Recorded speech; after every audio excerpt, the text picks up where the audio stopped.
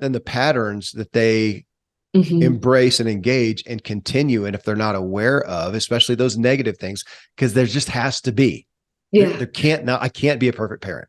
Exactly, right? We exist in an imperfect system. And that's, we have so many ways in which we distract ourselves from. People are afraid of opening up Pandora's box and what will I find, or will it be too much, or will it be too overwhelming? Or maybe I have a relationship with my family now that I think is okay and good, and I worked really hard for that, and I don't want to go there and disrupt it.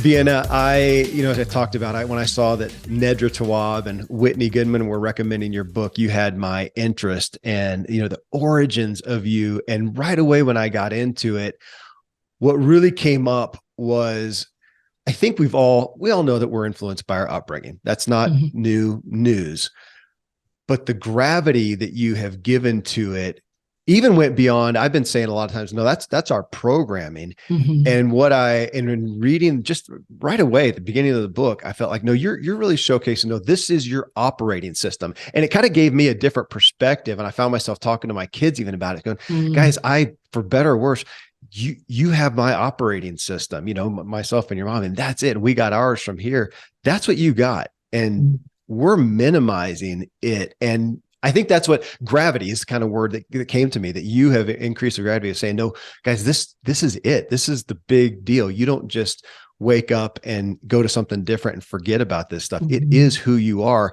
And I think that's pretty weighty, I think, for most people to conceptualize that, to actually accept.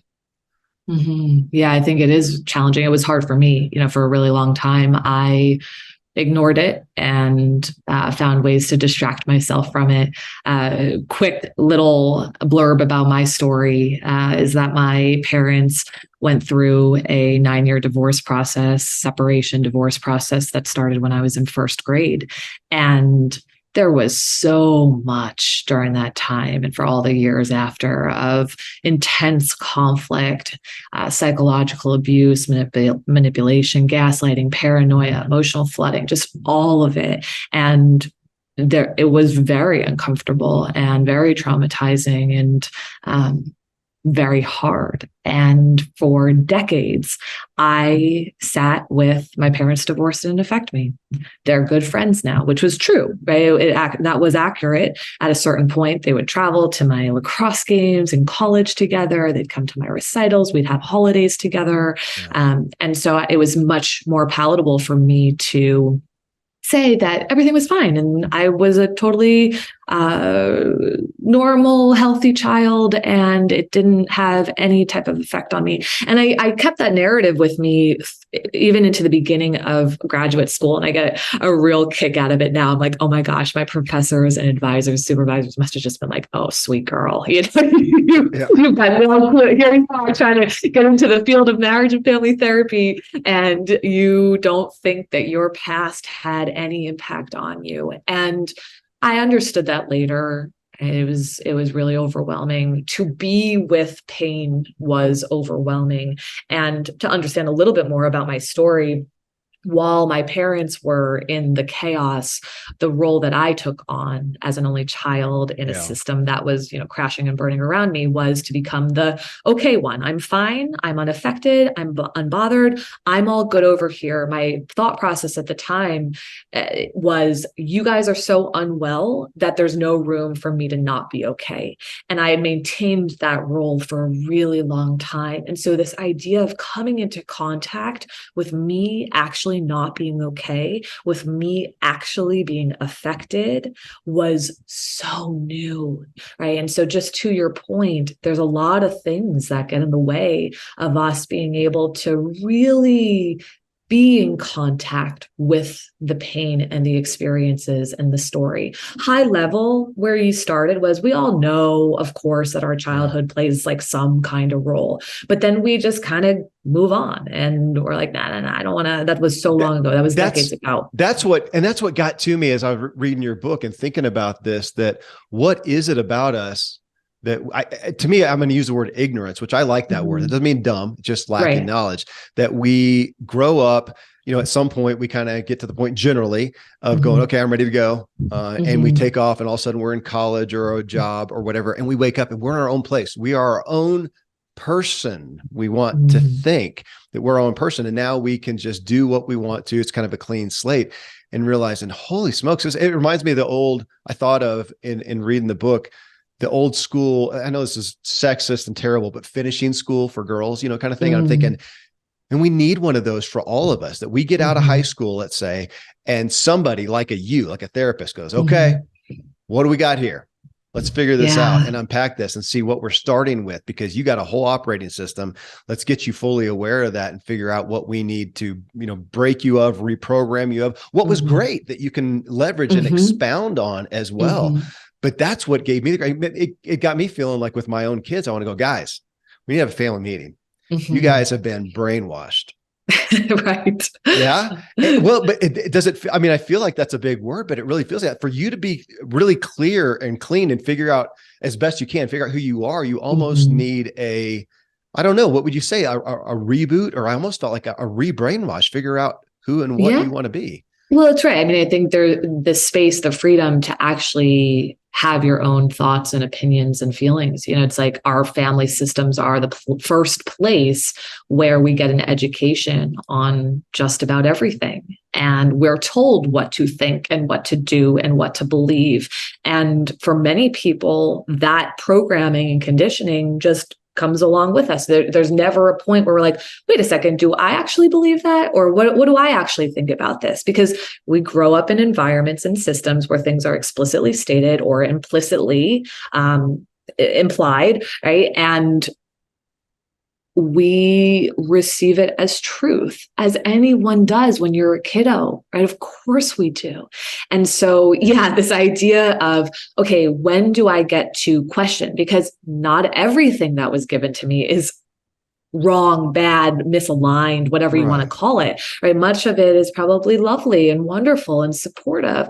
And then there are also things that are misaligned and keep us stuck in the unwanted patterns that we have in our adult lives. I think unwanted patterns that we can't shake today as adults is a really big indicator. I say the unwanted patterns in our lives today that we can't just change. If you can change it, great. You want to employ a behavioral shift and you're able to do that, amazing. But if you keep coming back into an unwanted pattern, right, that is tied to your resolution in your past.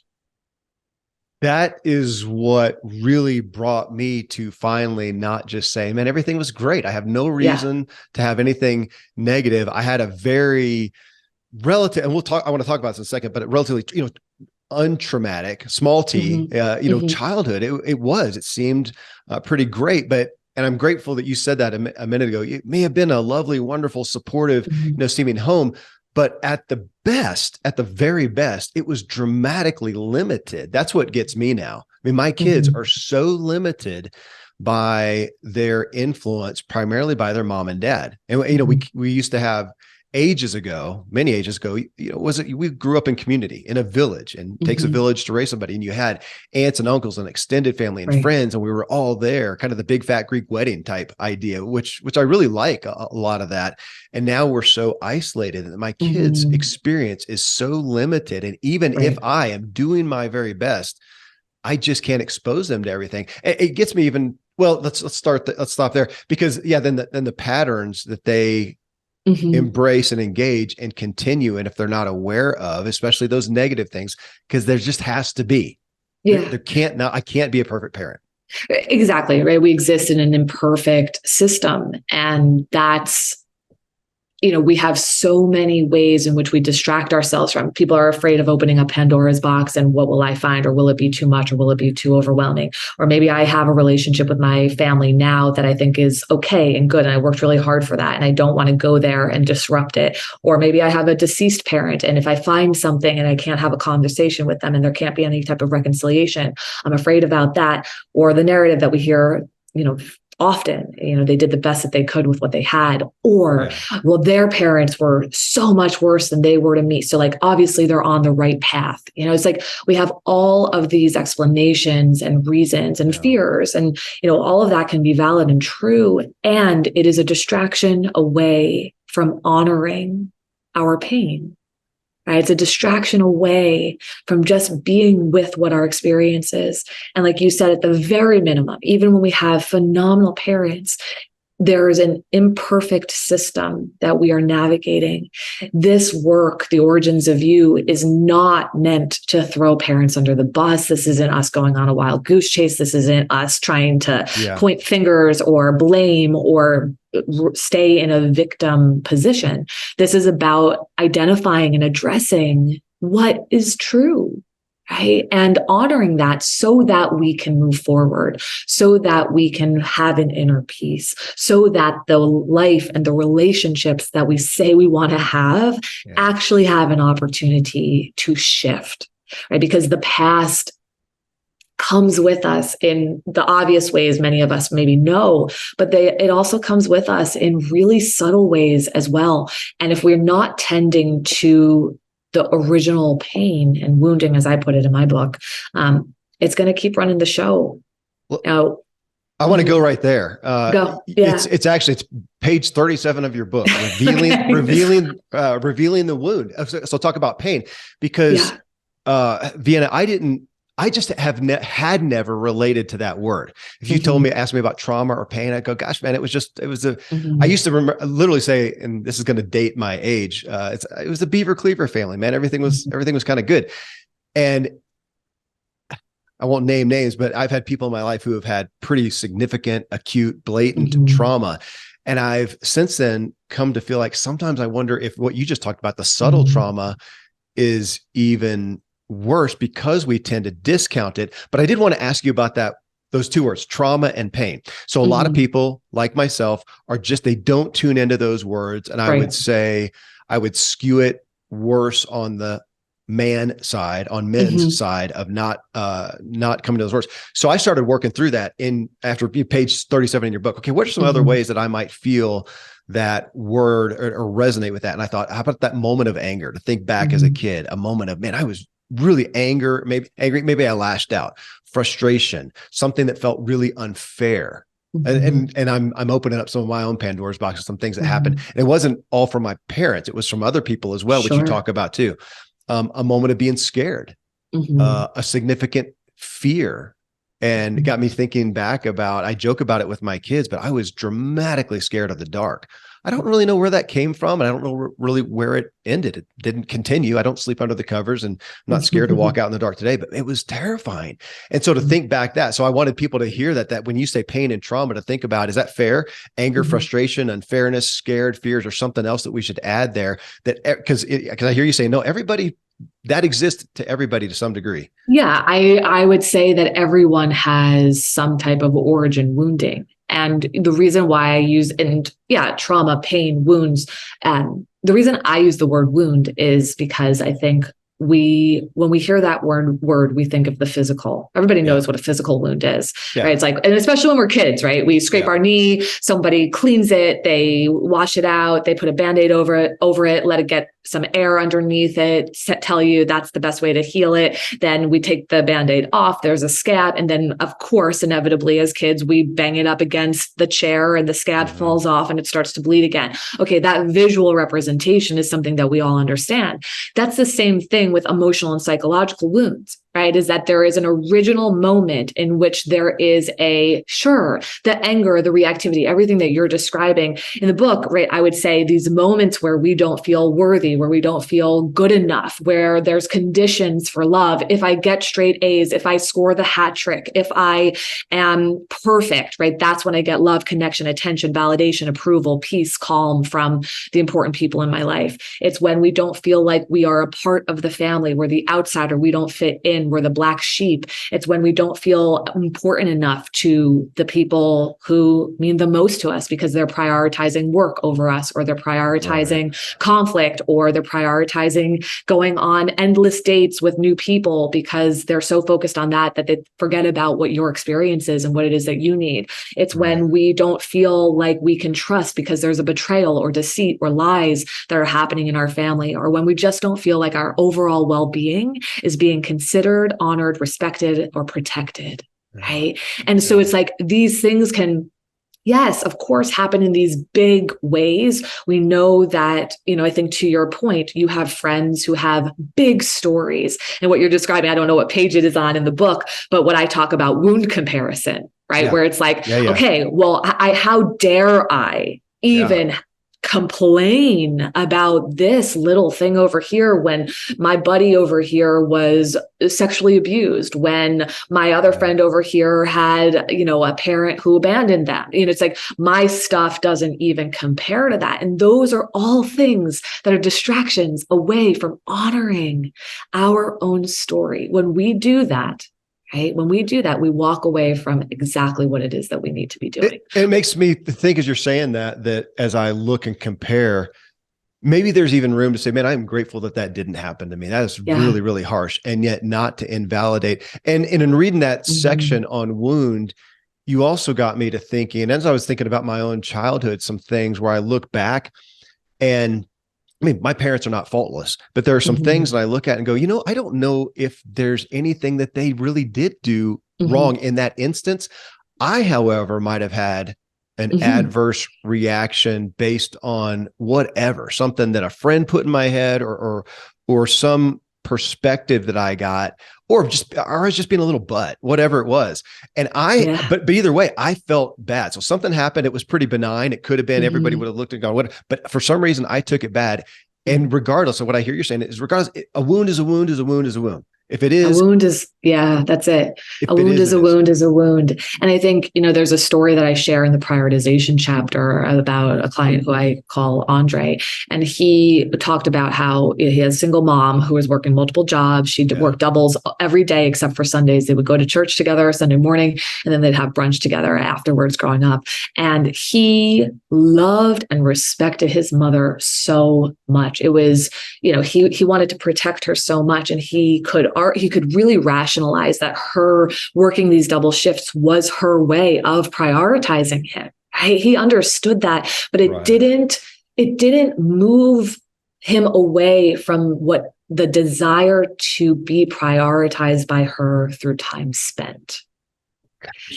This is neglect. I mean, there's no way he could not, to some degree, have been a little more neglected because she was kicking butt to take care of him. But still, what you're saying, it still exists. Okay, and that's the heart, right? It's like to get to that place to say, I wanted to be prioritized more through time spent, period. We don't have to throw mama under the bus. We don't have to talk badly about her. We can honor and respect and still love, and also still say that you did not have the experience of feeling prioritized in the way that you wanted to. Period. Right. And that's, it makes sense then as adults, right? He was deprioritizing his partner, so understanding origin wounds can tie some of that together. But the point I think that we're on right now is we are so good at distracting ourselves away from the pain. So even if it's harder for us to identify what the wound is, I was just in my book club and I was talking about the path of how we cover, conceal our wounds. And some of it is where we have a hard time identifying what the actual wound is. But sometimes in the big story, right? And I know exactly what my pain is. I know exactly what my wounds are. One of the ways that we conceal or hide from it is because we get lost talking about the facts, talking about the bigness of it, right? We're in the storytelling of our pain, which becomes a distraction away from actually connecting to our pain. Goodness. So there's a number of ways in which we can kind of move away from actually acknowledging, kind of getting into the tender spots of what our actual pain is, And I know it's hard work. And I know sometimes we get scared. I think especially I was just talking to somebody on another show about the high achievers, like, no trauma, no pain, like got to keep going. This is the driver. This is the motivating force. Ain't nobody got time for that. Right. Yeah. No, that's gonna make me lose my edge. I'm gonna, lose track. I'm not going to be able to move forward. And again, to identify what our fears are, what our insecurities are about moving into this work is really important. And I want to get into how we conceal, because that's where I need to dig in on my own work. But I get the chance to talk to you about it first. Yeah. I do want to, we're 20 minutes in right now.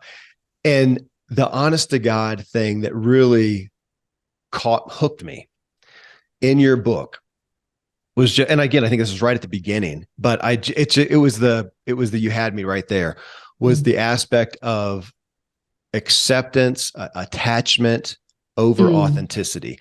To me, it felt like, oh my gosh, this is the biggest ball of wax right here. And I think what hit me, Vienna, is just realizing that we can't not.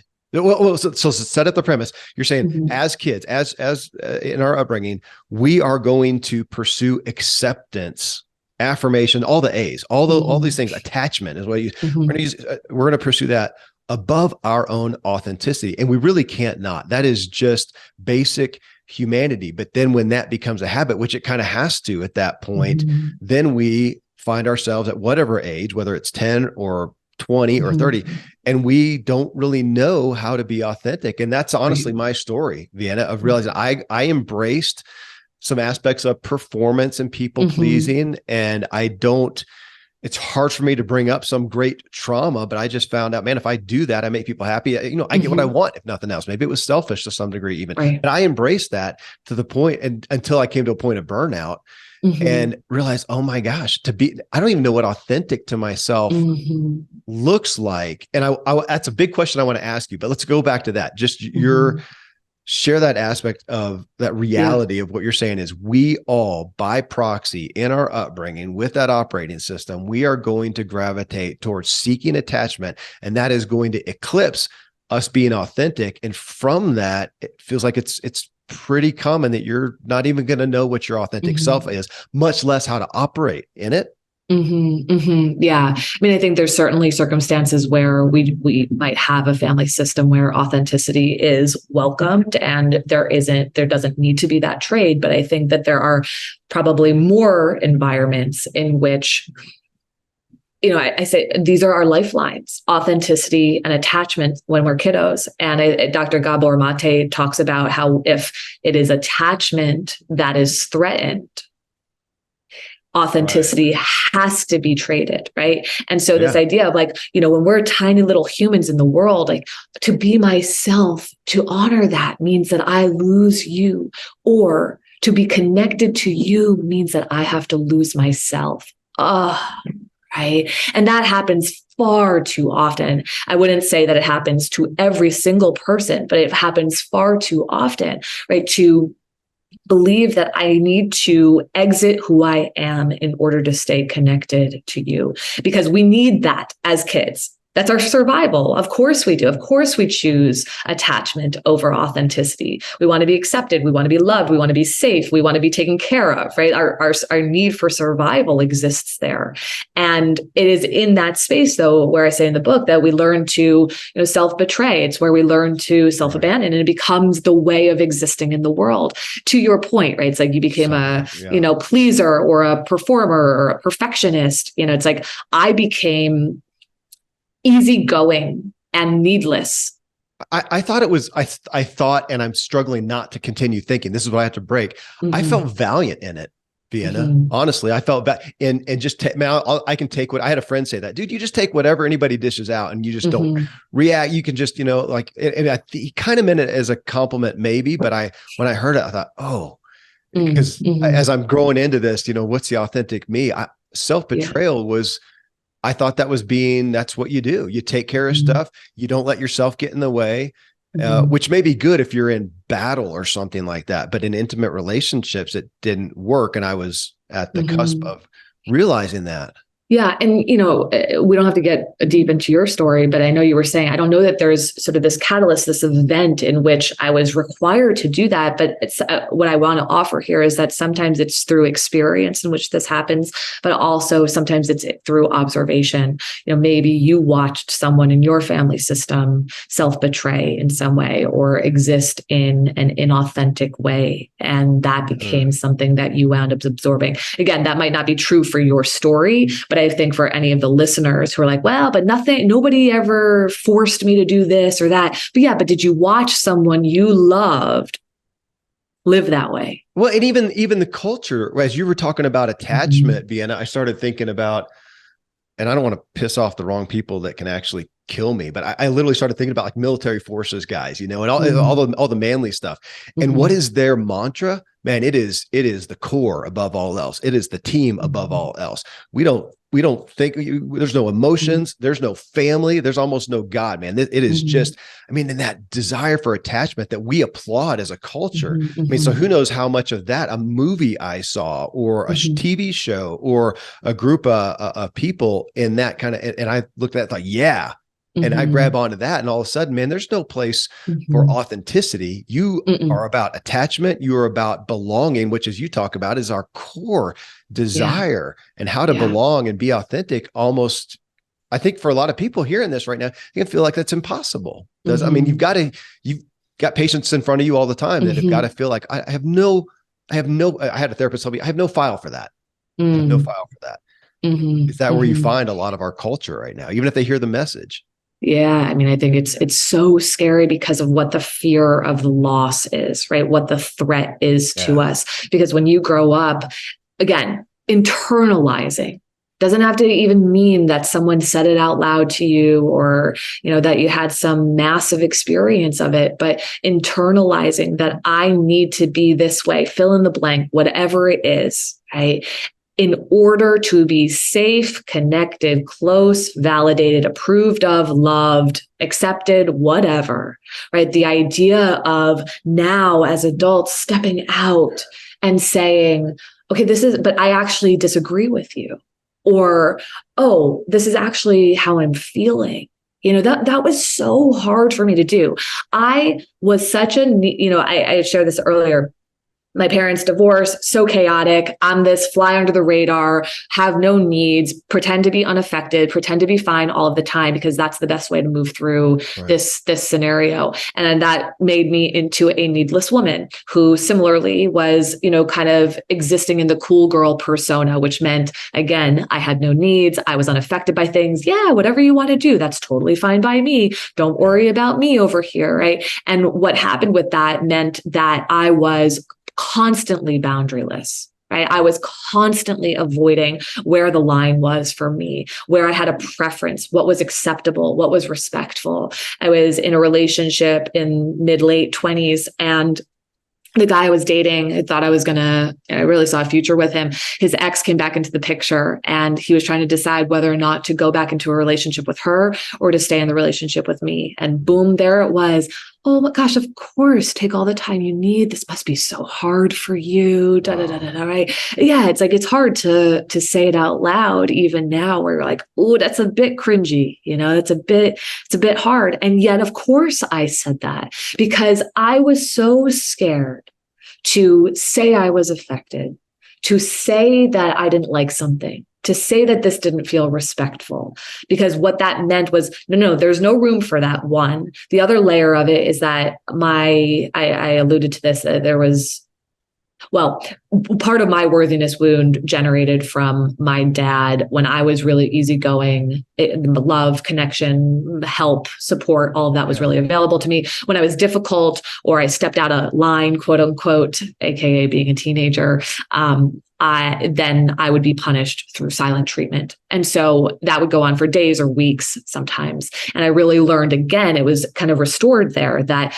have no needs, don't step out, don't express yourself, right? Just be easygoing, pretend like things are fine, go along with what he says. That's how you get your attachment. And if you step out of that, then you lose connection. You lose the relationship. Fast forward to what I was just saying about this partner at the time. I was like too threatening to say anything because the fear was, if I do, this will end. Yeah. I get to a point in it where I have this big aha moment of like, wow, I'm still in the role that I was in as a child going through that divorce. And I wind up calling and saying, hey, I feel disrespected. This is actually not okay. I'm not okay with what's going on. And I'm going to remove myself from the scenario. My heart is beating out of my chest. My palms are sweating. You have to understand that for someone for decades who has never said, I'm not okay, that was a profound moment in my life to say, I'm not okay. I'm not good with what's going on here. And to take a stand for myself, right? To say like, no, there's a boundary that's being crossed.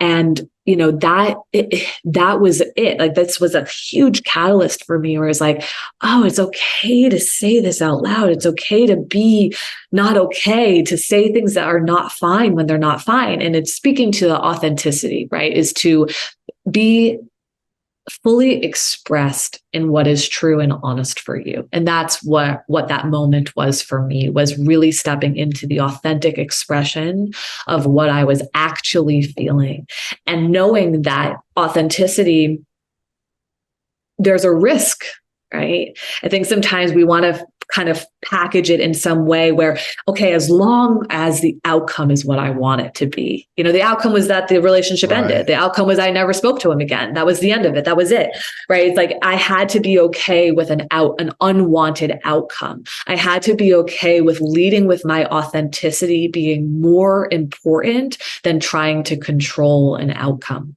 I want to ask about that, but I do real quick though. Mm-hmm. On your story of being, okay with not being okay, and some of those corrections, as we use the term, overcoming a lot. We have overcomers groups, and we understand that.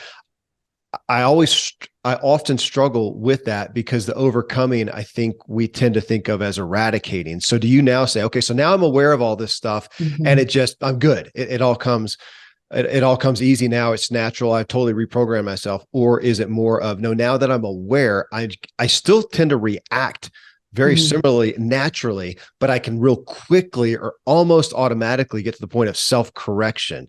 Is that fair? Or do you feel like okay. Yeah, I would probably go more with the latter in that, with growth and healing and all these things, right? And in the quote unquote overcoming, it's a non-linear thing. I think once when I talk about that story, I often talk, I don't know if you ever, cross country skied or not, but just sort of the idea, like when you're on fresh powder, it's got to work hard, right? And you're getting that track going. When there's a track there already for you, a lot easier, right? This is familiar. I know how to do this. I don't have to work as hard. That moment in me saying, I'm not okay, this feels disrespectful, right? Actually having an expression of authenticity for myself at that time was me jumping off the tracks and jumping into fresh powder. Right. And it was hard, but I set the track in motion, which meant it was a little bit easier as I continued on with it. Does it mean I never turn back? Absolutely not. Does it mean in all of this work that I'm never activated and I'm never reactive and my old ways of being never present themselves? Of course not. They do. But to your point, we have a deeper awareness of it that you've heard of it's this pretty famous quote that's attributed to Viktor Frankl between stimulus and response, there is a pause, right? And in that pause is sort of this gateway to our freedom. That pause starts to extend. And why I talk about the extension of that pause, the pause gets a little bit longer the more that we understand our family of origin. The pause gets a little bit longer the more that we understand our origin wounding. The pause gets a little bit longer once we kind of connect to, I see that the unresolved pain from my past is playing out in this way, right? So instead of just these automatic reactions, activations, behaviors, right, we actually get to hang out in that pause for a moment and say, okay, is what I'm about to say or do an extension of, let's just say, authenticity or inauthenticity? Is it an extension of where like peace or suffering within the context of my healing and expansion goals, right? It's like, it's in that space where I get to bring my awareness, my self-reflection, and be at that point of going down the path that I know that's familiar, or like working a little bit harder, right? Kind of challenging this piece and being able to lean towards what my goals are. Okay, I want to give people a couple of resources right on that, because as you're talking about the Viktor Frankl quote and that middle point is, that story that meaning we attribute to something. And a lot of folks probably heard it, but if they didn't, we had Kendra Hall on the show, and her book, I think it was Change Your Story, Change Your Life, talks about that. And we just recently had Michael Hyatt on, and his is Mind Your Mindset. So if you want to go further into what Vienna just talked about, you talk about that in their book, in your book, but then they have a whole book about it to go deeper on there. Okay. Well, so you hit on, another bombshell of a topic to me then is defining authenticity. And Vienna, I struggle with this. I struggle with how people perceive that, because I've been studying this for a long time. I've got you on here. I think I get the concept. And yet as a culture, I feel like it also gets lost somewhat in to paint the quick analogy. It's just I want to be can you just love me for who I am? Right. That kind of feeling. People can I just, all this self-help stuff and all this, behavior modification. Can you just love me for who I am? And I'm thinking about my kids and my kid, I'm never not going to love my kid. Right now, though, the kid may be being a little butt, and I don't really like your behavior. And I kind of feel like I don't even like who you're being right now. And I want to play with that a little bit, because I feel like people, we get lost in what really is being authentic, because there is a place for, well, I'll just ask you to play with that. There's a place for behavior modification that you go in, because if I'm just truly unfiltered, authentic, I could be like Tourette's syndrome. Man, you do not want to hear every thought that comes out of my head in a conversation, in a relationship, because if it's unfiltered, a lot of times it could just be mean, it can be selfish. And there's that place like to do just what you talked about, to stop and go, okay, wait a minute, take a deep breath. You just heard something happened, how are you going to react? And yet there's people that feel like, well, gosh, if I have to perform, then that's not being authentic. Play with that, because it feels like a tension that I don't feel a lot of us have a good grasp on how that really works to be authentic, but to also be sensitive to others. Yeah. The first thing that comes to mind is the concept that love can be unconditional, but that relationships must have conditions in order for them to thrive. Say that again. That right there is a big statement. Say that again. Yeah. Love can be unconditional, but relationships must have conditions in order for them to thrive. Goodness. Okay. That's a big statement. And that's, to me, is the discerning line of what you're talking about, right? This idea of, of course, I can love someone who I love, right? I will likely always love you, right? You spoke to your child, right? The parent-child relationship, which I think is, one where most people are like, yes, of course, unconditional love, unconditional love, right? But we can have unconditional love for other humans in our lives too. It's just that we must have conditions to the relationship, right? Otherwise, people say, take me as I am, or leave me with nothing, or some like silly meme. Yes, exactly. It's such I can't stand those quotes that I see sometimes circulating the internet. They're just like, if you can't love me at my worst, then you don't deserve me at my best. And it's like, no, that's a way to avoid doing the work that you need to do. It's like, that's a distraction away. And I understand the premise. I understand what people are saying. It's like, in my darkest, right? In my challenging parts, can you not just run the other direction? I get that, but it's just so much more nuanced. I have a story for you. In the beginning, before I was engaged to my now husband, I was in a conflict with Connor. I have no clue what the conflict was about. I couldn't tell you any details about it, other than I could not stop proving my point. I could not stop the need to be right. And I was going. He's like, I got it. Yeah, I understand. I'm going again, doubling down. He's like, babe, I got it. I understand what you're saying. Going again, tripling down. I couldn't shut up. I just kept going. I needed to be right. I had this out of body moment in it where I like see myself behaving this way. And I'm like if that part could speak, it would have been like, please stop talking, like take it back, pull it back in, reel it in, please quit. This is not, an attractive way of existing in the world. Couldn't stop. And then eventually, finally, it ends. And I remember feeling a lot of shame and embarrassment. And Connor actually, what struck me in it was how grounded he was and how much I still felt loved by him. He was not into the behavior for sure, but I didn't feel him waver in terms of, I love you and I care about you and I'm here and I'm not going anywhere. Those words weren't spoken, but I felt that. And I remember thinking, okay, shame, embarrassment. And then if I'm being really honest, was like, yeah, yikes. Like, I wonder if this guy's going to want to stay with me. And certainly if I keep behaving this way, this is not a great recipe. Right. And so instead of staying in the shame and the embarrassment, though, I got very curious about like, what does needing to be right and proving my point serve? And so this is kind of a two-part process to our point about there needing to be conditions to relationships, right? It's like, no, that behavior does not get to just exist and persist. And I have to pretend as if that's not going to damage the quality of my relationship at some point. Of course it will. And of course, then that's like, no, that's outside of the conditions for us to have a thriving partnership. You can't just keep doing that. But instead of just like, okay, well then screw you or cut the cord and we're out of here, there was a curiosity. Okay, what does this behavior serve? Because spoiler alert, our behavior serves things, even when it's dysfunctional stuff. And what I was able to connect to, and I shared this already about my story, was that I grew up with manipulation, gaslighting in my family system, not directed at me, but I watched it. It was very crazy making for my mom.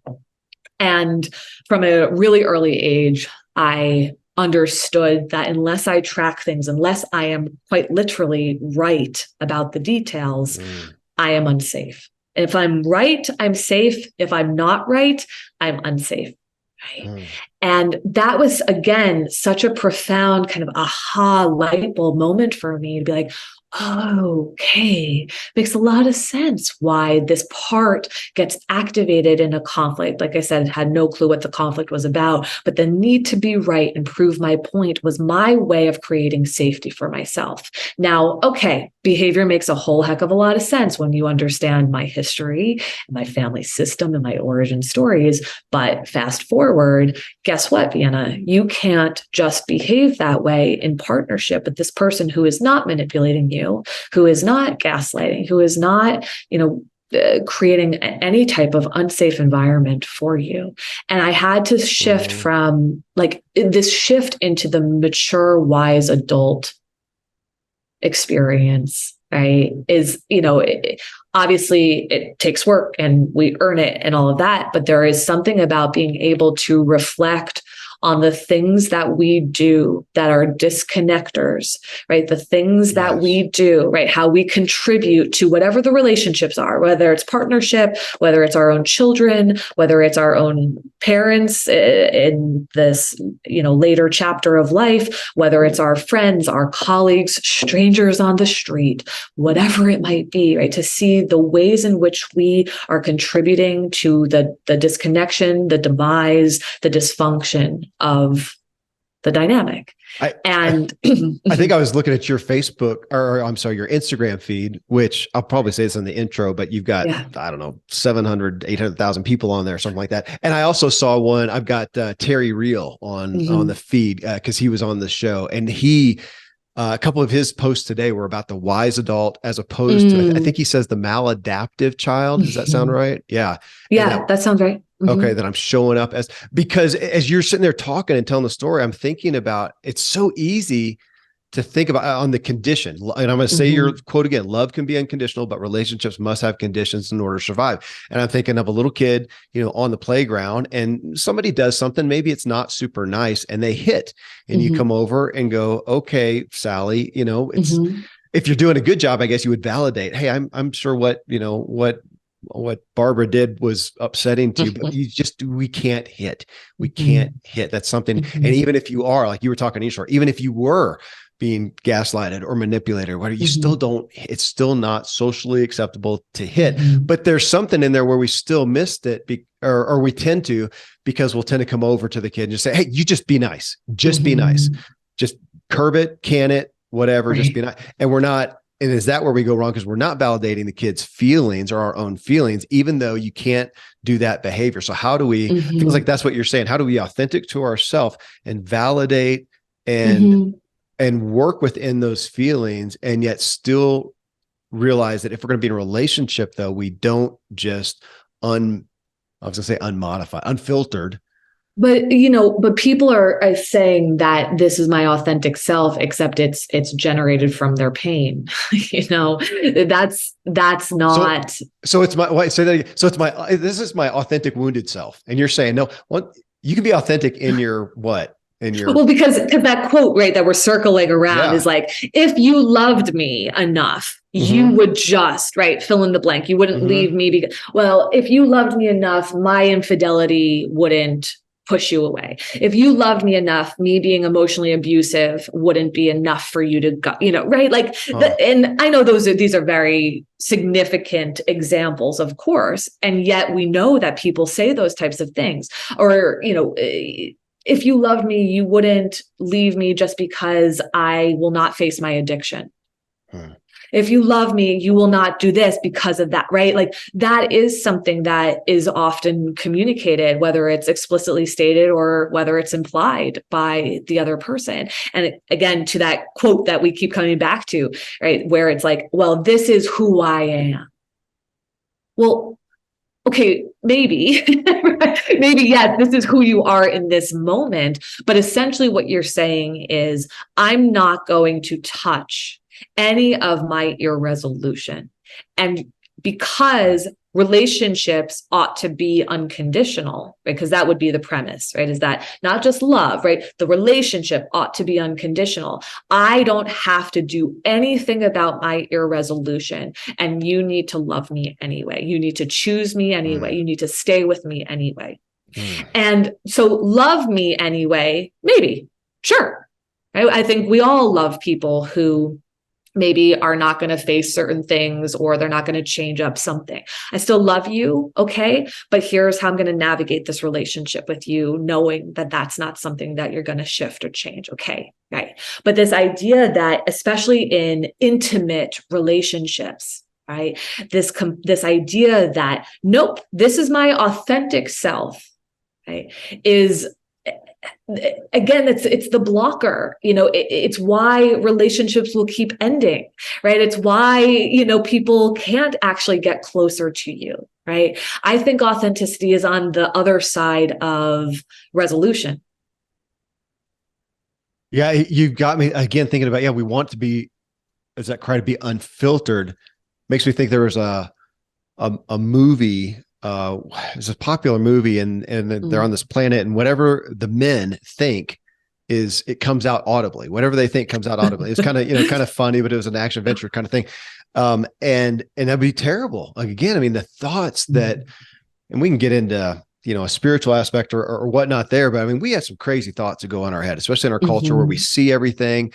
And I'm aware that sometimes, man, some of the most vile thought will just kind of run through my head. And I had a guy one time tell me, man, you can't just crucify yourself for that. You just, hopefully you don't take action, on that, but we don't want that to come through. And your statement of, you got me thinking about being unresolved, of the unresolved things. And when I'm acting out of that, that's not, maybe it's authentic, but it's not whole. It's not healthy. It's not helpful.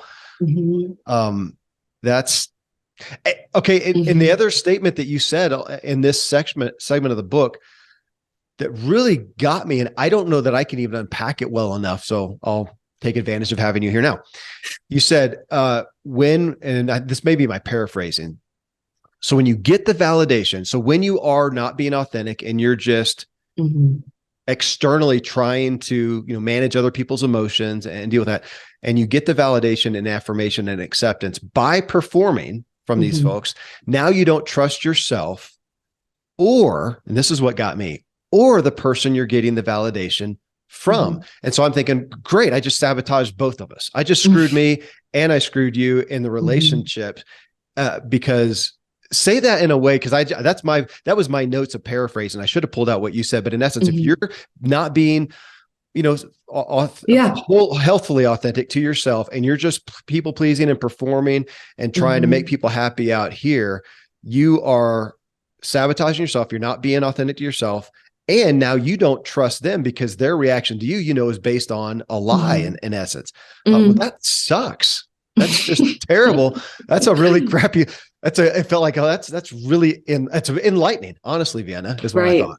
Yeah. I mean, I think you did a great job summarizing it in essence. Take it a little bit further, that when you have to perform, please, fake it in some way in order to get the love, the connection, the validation, the approval, and that you then get it, your system still knows that it's not real, right? Yes. That because you got what you wanted, sure, but you got it by being someone other than who you are. That's harsh. Your system knows it's not real. Your system knows what's up. We could spend the next 2 hours talking about myself. This has been who I chose to be, and I was in pretty much every relationship. And I think it's why I struggle with the trust issues. Okay, I want to give this whole conversation not a caveat, but a premise here, because this is really, I think it's chapter 2 of the book, that you came to this book, you came to this topic, the origins of you, because your patients, like me, we come in, we got a problem. Marriage is in trouble. I'm feeling depressed. I'm whatever. Can you fix what's happening right now? And we're looking forward. And I think you shared in the book, one patient like, oh, great, you're going to make me go back into the past like all the therapists do. And you're like, yes. And so if we come back to, yes, you are behaving from the unresolution in your past, from the operating system that you were given. I was thinking about my kids. They have Miller 1.0. Sorry, guys. I mean, it's what for better and worse. There's good and bad, but they've got that. And if you're going to fix what's happening now, it is a result of what you've been doing in the past. And again, I appreciate you saying it's not to go vilify your parents or your caregivers or whatever. Not at all. Even if they were the best people on planet Earth, they were limited, they were ignorant, they were, they only knew what unresolved themselves. Unresolved. Yeah. They couldn't be perfectly healthy. And you're part of that. So as we all look at the things that we're struggling with right now, you're saying, man, looking forward is, well, I guess you would say that's symptomatic. Yeah. Yeah. And as I say too, like, cool, look forward. Let's see, try it. I don't mind trying it. Right. And I think that there are certain things that we might be able to change just like that, because we decide to get really disciplined with something and we can make that behavioral change, and beautiful. Okay. So if that's there, fine. We don't need to look back. Okay. But if you keep coming back, which spoiler alert, I kind of think that's all of us. But, I'll vote. You got my testimony. Yeah. Right. So I'm like, I'm fine for you to say, nope, I can make this change. All right, cool. Let's see. I'll see you back here in, a few months, and we'll dive in a little bit differently. And yeah, you're right. I speak to this in that first story that I share outside of my own with Natasha. Where she's like, I'm trying to decide whether I want to stay with my partner, Clyde. We're about to get engaged. What should I just have this icky feeling that the other shoe is going to drop at some point. And I'm like, okay, well, great. Did the other shoe drop in past relationships, in your family of origin? And exactly as you said, why do therapists always need to go back there? Like, I'm focused on this. You're not going to find anything there. I had a perfect childhood, et cetera, et cetera. And then finally, right, there's this opening that happens. And she shares with me a story about when she was a teenager. She had to use her dad's computer, and he had said yes, but there was an email open. And she stumbled upon an email thread between her father and a woman who wasn't her mother that was expressing all about love and how great the weekends were and can't wait to see you again and all of this. And it just shattered her image. He walks in on her. He sees her with tears in her eyes, says, I promise I'll cut it off, but please don't tell your mother. She never tells her mother. The way in which she copes with it is by going on and absorbing this betrayal and placing it somewhere inside of her, but far away, because she's had to deny it, and she's had to hide it, and she's had to really forget it in order for the family system to go on. Yeah, as it was before. And so it actually makes quite a bit of sense why it was hard for her to even name that there was another shoe that had dropped in her family of origin. This was the first time that she had shared it with anybody, was to me. And because you understood that it was almost gone from her because she had hidden it for so long, so well, but it cracked it open to see that unresolved pain, right? The fact that there was this betrayal, the fact that she had held her father on a pedestal, this man who would come home from work, have meals with his family, seemingly was happy, loved the family, all of this shattered her image of him, was dictating this storyline that the other shoe was going to drop in all of her relationships. And the way that she dealt with it prior to this relationship was that she would prematurely exit those relationships. Maybe she'd sabotage something, but she'd find a way to exit and, cut the connection and the intimacy and all of that until this. And so it required us to tend to the unresolved pain, the origin wound around trust for her, so that she could actually get into that wise, mature adult space to choose a path forward with him. And, I think it's to the point that both of us are making, is that there is stuff in our past and childhood. Okay, it could be 4, 5, 6. It could be 14. It could be, it's like it can happen anywhere. And sometimes origin stories happened 2 weeks ago, right? It's possible. I want to hit that, Vienna, because something that I had never considered before reading your book was in that. And so in looking kind of back to the wounds kind of thing and looking at those origins, I tend to think of the ongoing things. So we're all looking back and going, okay, ongoing, day to day, week to week, month to month, years go by, what were those things that happened and that programmed us and whatever. And then, but you talked about, and I didn't know where this was in the book, but in essence, how profound firsts are. Things that happen. And I thought, holy smokes, how often do we talk about that event that happened? It was the first day of school, first day in a new school, the first day at college, first day at the job, first day going out to football tryouts, those first, where we are in an emotionally sensitive place. We're probably got some fear, some insecurity. And then especially if something, well, you could probably say good or bad. If you were dramatically applauded, that it kind of set, holy smokes, this is everything. And maybe you went after something and that became your self-image and it shouldn't have. And that was, on a seemingly good note. Or on the other side where it was tragic and it was just a moment. And I think about some of those. Yeah. Then I've had some of those in my adulthood that were first, that were so significant. So again, going back and trying to connect with some of the wounds that cause unresolution, that then cause the patterns, that they could be, it happened from one moment and it programmed you. And yeah, as you said, it might've happened at 5, it might've happened at 35.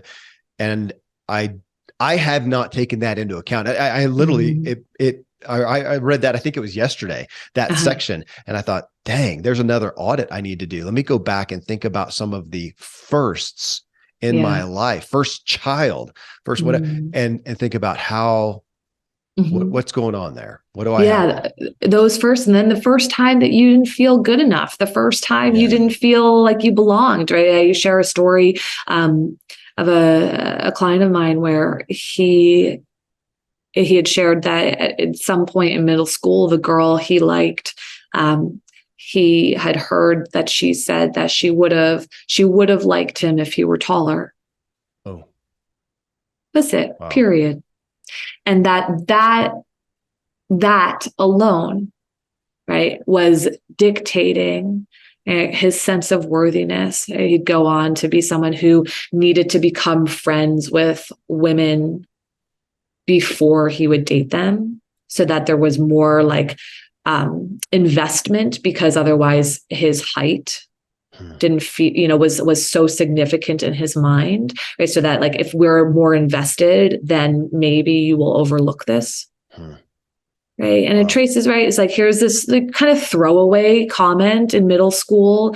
But no, it's actually not, right? Because here's this thing that pierces us in a particular way and then somehow comes along with us in ways that maybe we're not even aware of. Like, oh yeah, like I'm recalling that thing. It's like, if we're not, to your point, taking those audits enough to be like, hang on, like what put my worth into question?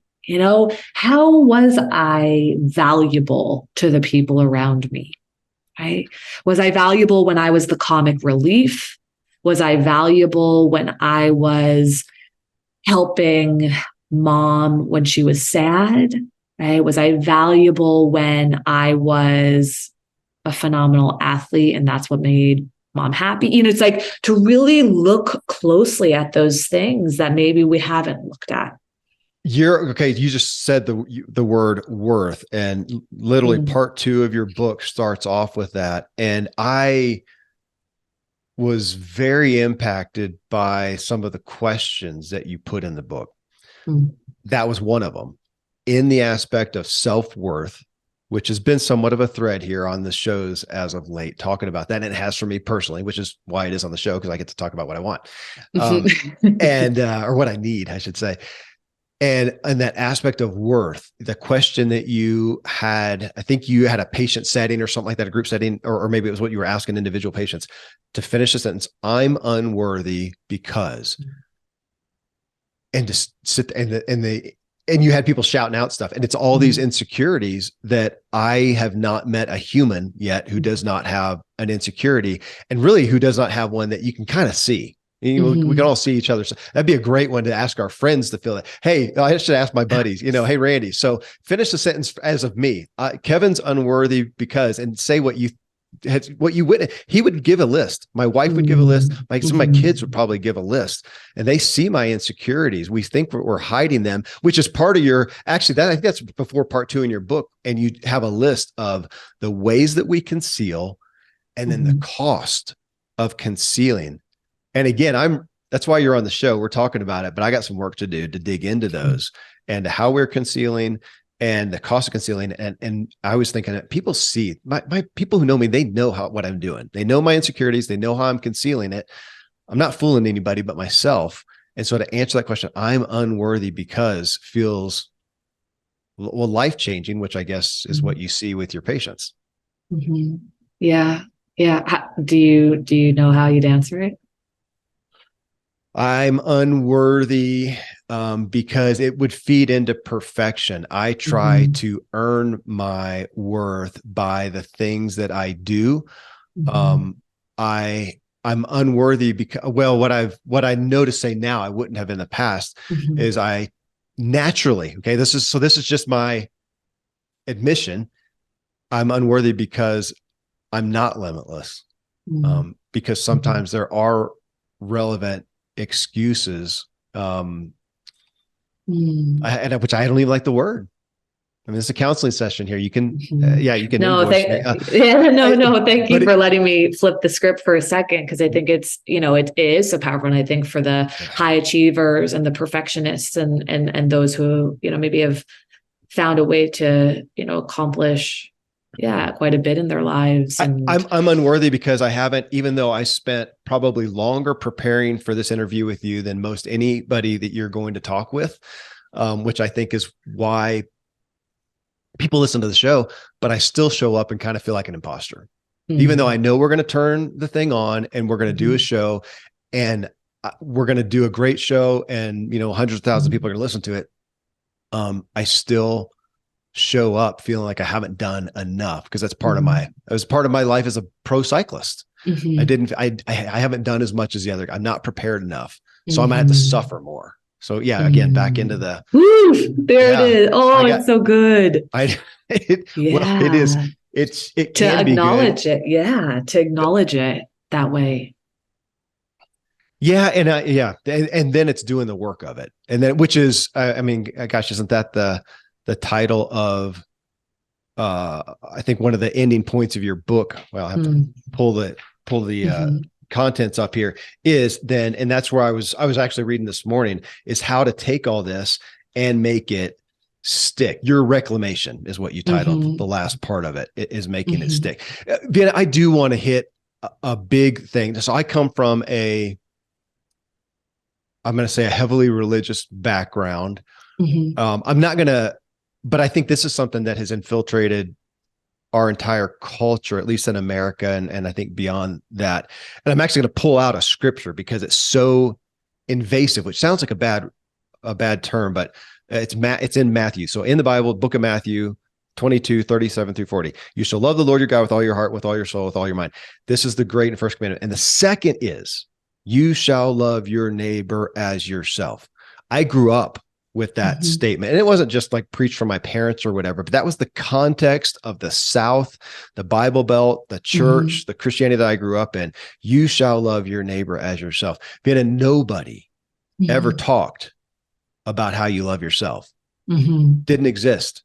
And so I think the whole effort was a performance for most, for me, for most of us. It's a performance to go out, love others as I love myself. Dude, I don't love myself. I have no idea. I don't even know who the hell I am. And I'm supposed to go love. And so I'm trying, I'm pouring out of a broken, cracked cup here. And that, I mean, we are a nation that's, founded on a lot of that religion. And I'm sure I'm not pointing anything at the religion. That's a great line that we don't know how to translate, it feels like. And it feels like that's at the crux here. Yeah. I mean, when you read it, the first thing I thought was, well, if you hate yourself, then you're going to hate others. Right. And, to your point, like, what does it look like to love and accept ourselves, right? To actually know how to be with ourselves, right? But the notion's so powerful I kind of hear it as, and probably unsurprisingly, right? It's like to see ourselves, to remember to see others, in the way in which we are seeing ourselves, which kind of points to one of the parts at the end of the book where I share an exercise from Michael Kerr, who's a psychotherapist, and researcher, author. He says to try this, to think of your mother as your grandmother's daughter, and see what changes, right? To see how that perspective shifts. And so when you say to love yourself, to love thy neighbor in the way that you love yourself, right? It's like that lens of, we're tiny little humans in flawed and imperfect systems. And if you can remember that about your neighbor, what shifts? If you can remember that about yourself, what shifts? If you can remember that about the people you care about, what shifts? And, but to your point, right, this concept of what is self-love? It's like, I think self-love is the intersection of compassion and grace for the self, meaning like the human experience that we are flawed and imperfect, with accountability and ownership. Passion and grace with accountability and ownership. It reminds me of Tom Ziegler, who often co-hosts with me, his statement of having the highest standards and the deepest grace for ourselves. That's right. That's right. We must, right? Because one without the other is, it doesn't work that way, right? To love ourselves well means that we can hold the grace and compassion for ourselves that's needed for every human on this planet, while also making sure that accountability and ownership are intersecting with that. Because we can't just be like, oh, I'm a human, sorry, right? And we can't just be like, oh, I'm the world, and I have to be accountable and never offer ourselves the space to be seen as this imperfect, flawed human existing in these systems. And I think when we get pretty good at those pieces intersecting, that's where, love for the self can happen. Because I think love gets generated from seeing ourselves do things differently and operate in the world and in relationships in a way in which we can hold our head up high. And that doesn't mean that we don't have history and stories where maybe we hang our heads. Of course we do, right? There's things we look back and you're like, oh my goodness, I can't believe I did that. Or I said that, I was so immature. Yes. My insecurity was in the driver's seat. That's every single person's story. Of course it is, right? But to be able to pick that head up, okay, to hold it up, to believe and to exist in the world where you're like, I'm proud of myself, right? Like I'll make mistakes. I'll continue to make mistakes, but I will look at those mistakes. I'll find a way to own them. It might take me a couple weeks, couple days, maybe a couple months, right? For some, maybe years, right? But like I'm committed to that. And that I think is where love for the self can bud. I've got other questions, and they're going to be a great fit in part two. We talked, I just brought us into some spiritual aspects. I've got a parenting question for you, but it's going to be a great fit for part two. Vienna, this is a top shelf book for me. I'm grateful that I got to dig into it now for us to talk through it. And now I'm eager to dig in because I've got some pieces that I want to understand more that I wasn't aware of. So thank you. Thank you for what you've done, for doing the work to bring this book to light and this message out. I'm a grateful recipient, and I'm really proud to bring this to the audience. Thank you. Thank you.